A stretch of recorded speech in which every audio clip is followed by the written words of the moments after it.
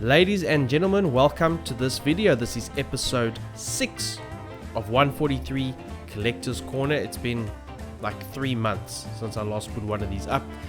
One would think that with COVID and lockdown and everything going on, there'd be plenty of time, but it's funny how time just runs away from you. So here we are, 3 months later, episode 6. In the last episode, we went very modern, looked at the 2017 Toyota TS050, the Lamar current champion. So I decided for episode 6 to go all the way back and pick something out of my collection that's a lot older than that. So today we're looking at a 1950s race car. We're looking at the Lancia D24. Let's check it out.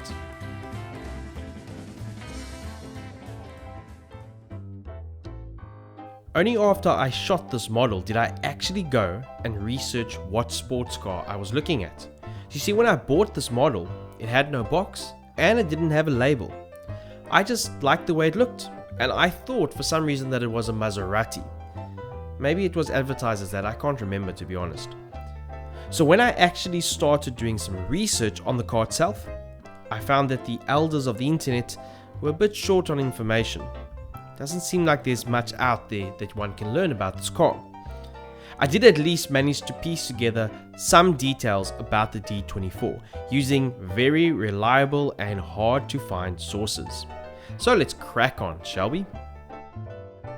The Lancia D24 was introduced in 1953 as a successor to the D23. It maintained most of the structural characteristics of its predecessor, such as the multi-tubular frame chassis, the double wishbone suspension, the transaxle transmission, and a barchetta body, which is an Italian word that can be roughly translated into little boat. Let's hope it didn't handle like one. Where it did differ from its older cousin was its engine. The D24 sported a large 3.2 V6 engine producing 265 horsepower, a healthy increase on the D23's 2.9 litre V6 that produced 220 horsepower. These numbers might sound a bit tame today, but remember this was 1953, when safety regulations were almost unheard of, and tyres were as wide as biscuits. That extra power found in the D24 gave the little boat a top speed of 260 kilometers an hour, not for the faint-hearted. The D24 made its debut at the 1953 1000 kilometers of Nürburgring, with Scuderia Lancia entering 2 cars. One Manuel Fangio put his D24 on pole, but a failed fuel pump led to his retirement after only 9 laps, with the second D24 dropping after 15 laps due to a battery issue. Its next race was the Gran Premio Supercorta Maggiore. I might have butchered that. Once again, no D24s finished the race. However, its next race in 1953 was the Bologna Passo della Raticosa, which is a mountain hill race. And there it finished first and second at the hands of Felice Bonetto and Eugenio Castigliotti, respectively. Its last race for 1953 would be the 5th Carrera Panamericana in Mexico, and Lancia entered 3 cars for this event. One of these cars was the number 36 driven by one Manuel Fangio, our model for today. Now, I had never heard of the Carrera Panamericana until I researched this car, so I was intrigued to learn more about this race. Have you heard of this beast of a challenge? The Panamericana was a 3,000 kilometer race that took place over 5 days and 8 rounds in Mexico. It ran for only 5 years, from 1950 until 1954, before the infamous Mercedes accident at Lamar in 1955 led to the cancellation of the race. However, it did return in a slightly different format in the 80s and remained until 2016. Now, in the 1953 running, Lancia entered 3 cars and dominated their class, finishing in the top 3 positions with the number 36 of Fangio and Gino Bronzoni in first. True domination. The D24 ran for 1 more year, and it was in that year that the D24 truly found its feet and achieved success. Of the 13 races it participated in, the D24 won 7, finished second 3 times, and third once, as well as once in fourth. That truly is a mighty record, isn't it? Lancia replaced the D24 with, you can probably guess it, the D25, toward the end of 1954.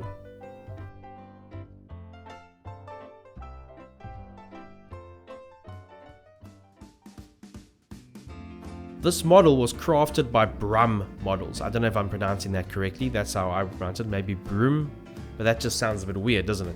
Brumm Models. They are a legendary model company based in Italy. Now I say legendary because many enthusiasts see them as exactly that. They have been around for a long time, starting their trade in 1972, depending on who you believe. And many collectors consider them pioneers in the die-cast model industry. I do like how chunky and solid their models feel.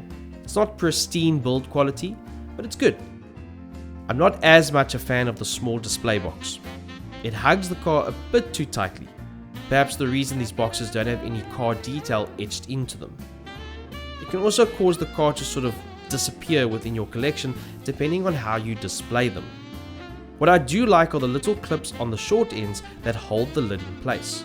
Considering the amount of times on other models I've seen lids just come clean off without really gripping the base, these little clips are excellent additions. You know that your model is safe. Now, as I mentioned just moments ago, there are no details on the base or on the car itself, which I do find a little bit odd.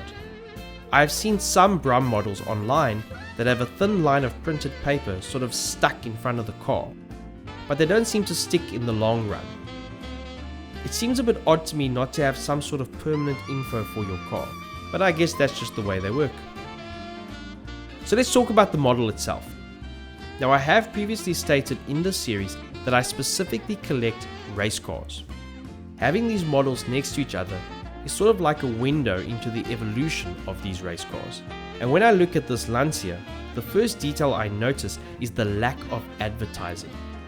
In the 50s, brands didn't advertise in motorsports by covering the vehicle from bumper to bumper. If my memory serves, I believe the first year that F1 cars had brand logos on them was 1968. So these cars of the 50s were a lot cleaner in their appearance.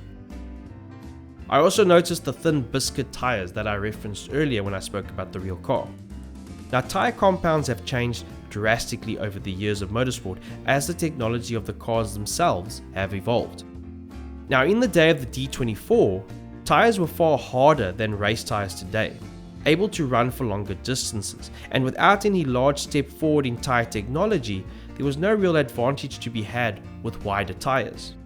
It was only when the cars became faster and more aggressive, and technology research led to grippier tire compounds, that this changed, of course.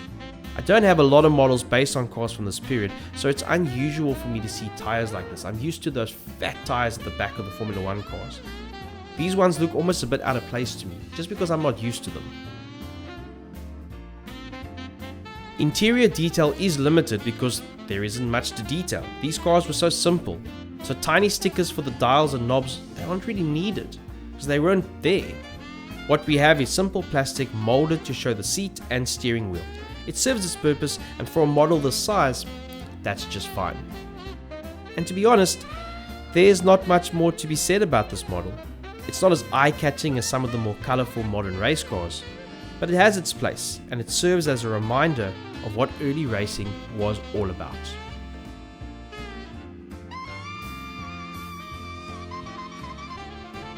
Thank you for tuning in to this episode. I do hope that you enjoyed it. I will try to keep the next one coming, not in 3 months' time, but a little bit sooner.